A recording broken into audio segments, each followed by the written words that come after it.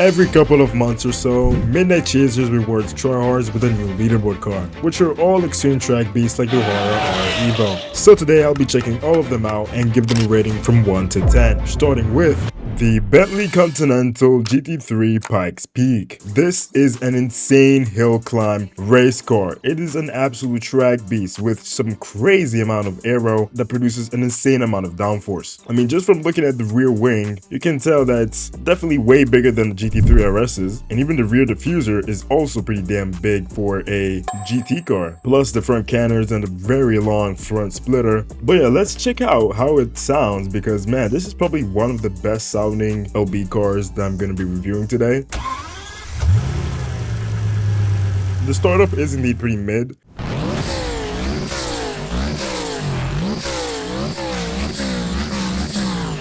Dude, that custom turbo sound for this is just so good. Rev did a really good job on that turbo sound. I don't think any other car has that specific turbo sound, which is really cool.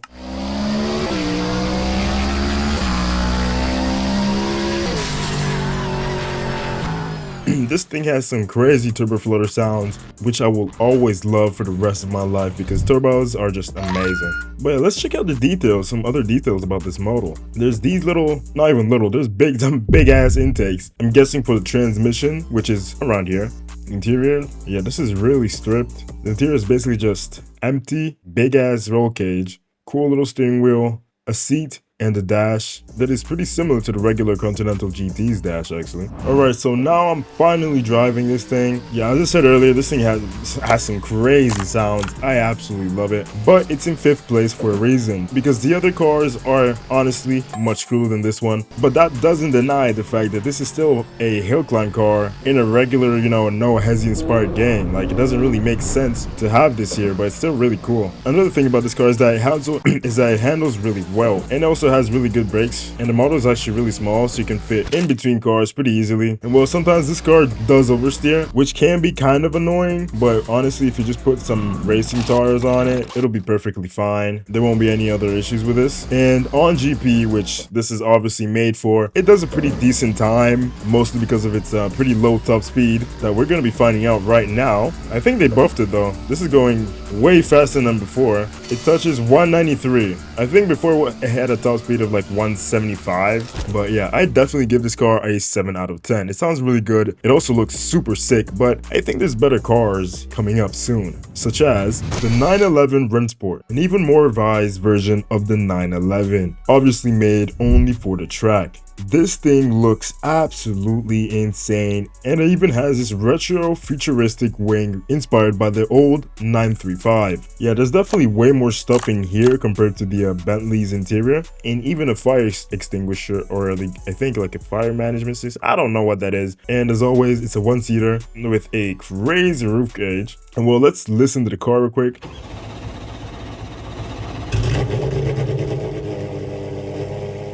Okay, that's a regular, you know, flat 6 naturally aspirated 911 startup.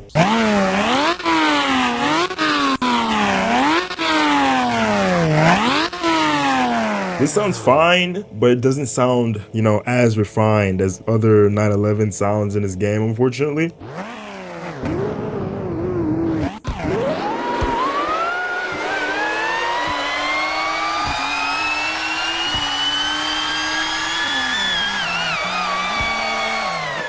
And that's the reason why this thing is in 4th place. The sound of this car whenever it drives is just so bad. I don't understand what happened there because seriously, the transmission whine is just so loud and it overpowers literally all the sounds that the car makes, which is really annoying because it just makes it sound like, I don't know, a spaceship and not a flat 6 with no restrictions. But yeah, it is indeed slower than the Bentley. I'm guessing mostly because that one has, you know, twin turbos and this is just naturally aspirated. Let's see how this handles. I mean, it handles fine. It does have like a really soft suspension though. That's something I've already noticed. Like in the car whenever I brake. Why does it just bounce so much? Alright, let's check out the top speed though. 203 miles per hour. Also, man, oh my god, just piercing my ears, dude.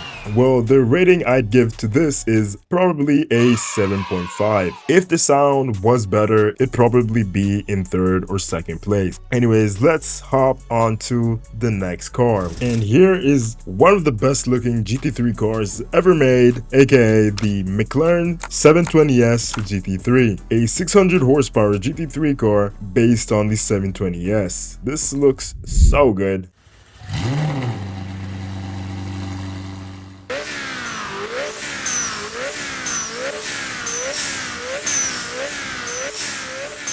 Sounds honestly like any other McLaren, but honestly I think this is probably the slowest car I'm gonna be reviewing today. For some odd reason, this is just very slow. But this is just a regular GT3 car, so of course it's not gonna be as quick as, you know, the GT3 or Rennsport or the GT3 Pikes Peak. But still, you know, I wish this was a bit quicker. It has good brakes though. This handles pretty fine, I think. I said I wouldn't crash and I still crashed. And yeah, this also has the problem of the transmission whine. I don't know why they always put it so loud. Like realistically, you hear the transmission whine like this only in the interior. But in game, it just is, you can hear it literally everywhere and it's just so annoying. And honestly, this makes me stop. Like it just makes me not want to drive this. And it's not even my car. I don't have any of these leaderboard cars. And forgot to show the interior, so let's check it out. This is basically the same layout as a regular 720S, but without, you know, the flashy buttons, just regular switches and stuff. Steering wheel, which looks pretty nice. And as always, it's a one-seater with a roll cage as well. Yeah, and yeah, that's basically it, man. I definitely give this an 8 out of 10. Please fix the sounds on these cars, bro. It makes me annoyed. But now the next one is the 787B, a 700 to 900 horsepower demon. I'm telling you, bro, with a R26B 4-rotor rotary engine. This thing sounds insane even while it's idling. And I actually really like the engine model on this. Looks so good. It raced in Le Mans, winning the 1991 championship, which was a really big deal for Mazda back then.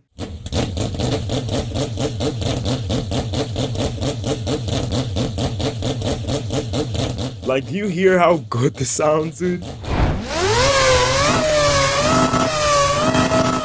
This thing revs up to 13,000 RPM, by the way.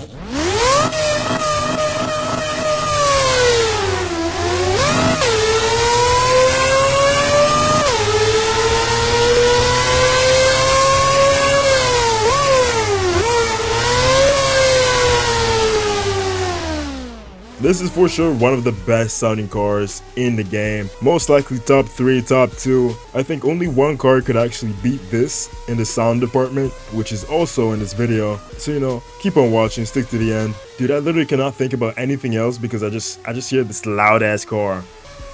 Brake. It has okay brakes, but it doesn't really stop like immediately. And it also is not really that quick, but I think the top speed is pretty high considering it's a Group C car, and these were obviously pretty good top speed wise. Okay, 190.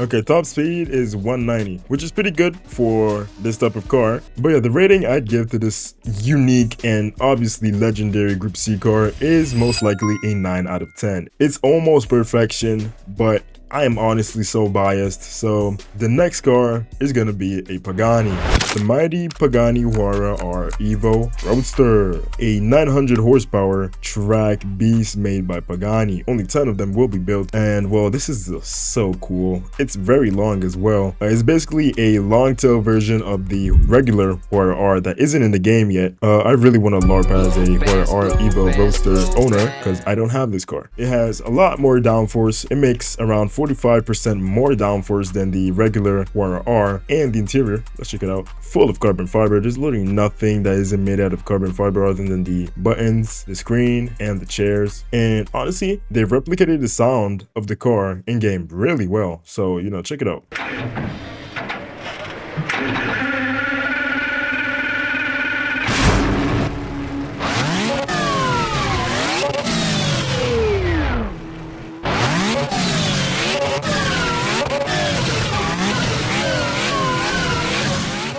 Just sounds so mechanical. I love it. And luckily, the transmission whine isn't messing up with the sound in this car.